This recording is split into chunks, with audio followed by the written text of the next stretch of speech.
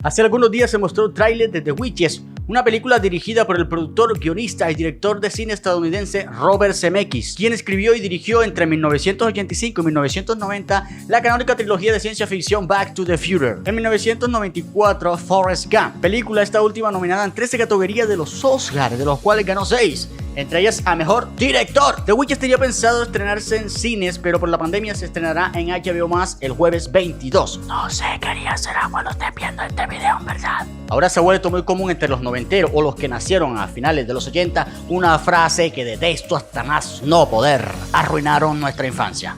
Este comentario de The Witcher, la película de 1990, girará en torno a esa frase. Sí, esto fue una película para niños, de terror para niños, que no es lo mismo, y de una manera terror en serio. Hoy día no se hace terror para niños, y el terror que se hace es 90% comedia y 10% romance. Aunque Las Brujas no hayan sido 100% terror, es una película de aventuras enmarcada en la ciencia ficción, pero que Las Brujas está muy bien caracterizada según el imaginario popular de entonces. Aquí hay que decir que la mayoría de brujas eran hombres calvos maquillados de mujer. Esto lo veo como un recurso bastante acertado para darle esas características extrañas y duras a las brujas, cosas que hoy ya habrían escandalizado y que hubieran obligado a los hombres a pedir perdón por haber interpretado un papel de mujer.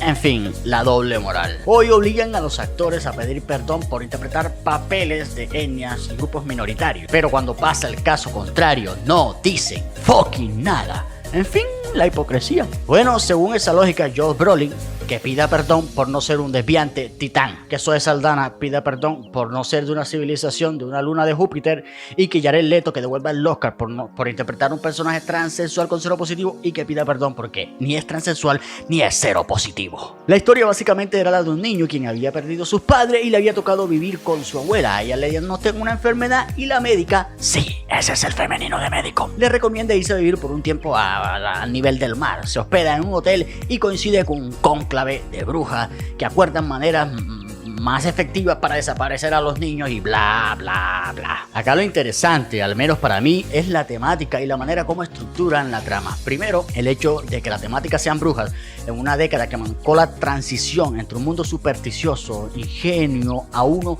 más abierto e vislumbrado por la tecnología, es algo sustancioso. Y no sé si son falsos recuerdos o si en realidad fueron reales, pero en los 90 las brujas eran más reales, al menos más reales para un niño de ahora, ¿no? Yo recuerdo que cuando tenía 10 años o menos, mi abuela me asustaba diciendo que cuando escuchara a la bruja, me iba a llamar a mí para que la escuchara. Es algo que tú no alcanzas a comprender el terror que esto significaba. Que si chiflaba cerquita estaba lejos y que cuando la escuchabas lejos la tenías detrás del oído. En el imaginario colectivo las tenían clasificadas en terreras y volantonas. Según los viejos, las terreras eran malas y las volantonas se cortaban las piernas antes de salir a volar.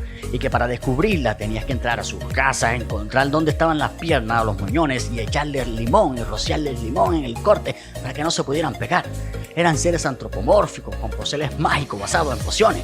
Estamos hablando de la década en donde a uno lo asustaban con la mano peluda, con la llorona, con el pájaro macuá, con la pavita congona, con el zancón, con el perro negro. Estamos hablando de que si te llegaba la cuaresma y no te habías bautizado, las brujas te succionaban la sangre por el ombligo con un ombligo, con una lengua de hilo todas las noches. Eso hace que la temática de brujas en una película infantil cobre una significación bastante importante. A lo mejor un muchacho de esta generación la ve y se caga de risa. Es posible que ni la acabe. Y es apenas lógico. Creo que para quienes tenemos la oportunidad de vivir estos días y nacimos en los 90, podemos decir que habitamos dos mundos totalmente diferentes. Fuimos testigos de una transición, de ese cambio, no solamente del mundo, sino del hombre. Y quizás por eso las nuevas generaciones nos critican y nosotros los criticamos a ellos, por una evidente falta de perspectiva de ambas generaciones. La estructura narrativa es la de un cuento infantil. Bueno, creo entre otras cosas porque es una película basada en un libro infantil con un final no tan infantil. Cosa que cambió la película, porque en el libro el niño se queda convertido en ratón y en la película vuelve a la normalidad. La narración de la historia la hace nada más y nada menos que una abuela. Y es que el ser que te traumó la vida con sus historias fue tu abuelita. Yo recuerdo las noches estrelladas, sin energía, iluminadas por un mechón con gas en el patio de mi casa de niño, sentados en el piso escuchando las historias de miedo de mi abuela. Incluso una de esas noches me dijo que a mí me ponía a jugar solo en la madrugada una bruja. Esta es otra película irrepetible por el contexto. No es que la adaptación de este año va a arruinar tu infancia. Lo que puede arruinar es la película original, las sensaciones de la película original.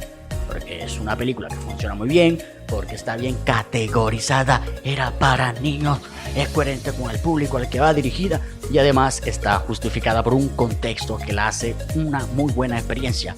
The Witch de 1990 la recuerdo con cariño, como recuerdo a Chucky, a Freddy Krueger, como al Duendecillo, como Halloween. Y sí, quizás la alojas en ese espacio sagrado de la nostalgia, en donde cualquier acercamiento hoy es una profanación de lo sagrado. A lo mejor son puras pataletas de niños frikis de 30 años. Veré la película de HBO Max sin saber si es una película infantil o si se mueven los dos terrenos, que parece ser lo que hoy es más rentable. El caso es que se ve muy bien, pinta muy bien y tengo la certeza de que Zemeckis hará una buena adaptación. Confieso que no me gustan las adaptaciones a excepción de It y Mad Max, pero creo que esta película funcionará muy bien. Aunque debo confesar que el hecho que hayan cambiado al narrador, que era una abuelita en la película original, cosa que le daba un aire más a historia clásica, a cuento popular, a cuento de miedo que le contaba las abuelas a los nietos, que literalmente lo que pasa en la película y en el libro, por un hombre, por una voz que huele bastante a voces estereotipadas de comedia negra, veo algo extraño ahí que me genera algo raro. Y además la corrección política de los protagonistas, en este caso el niño y la abuela, como que ya es algo normal y uno no sabe cómo tomárselo. Sin embargo, cero comentarios. Chao, chao. Y que surja el fucking Kraken.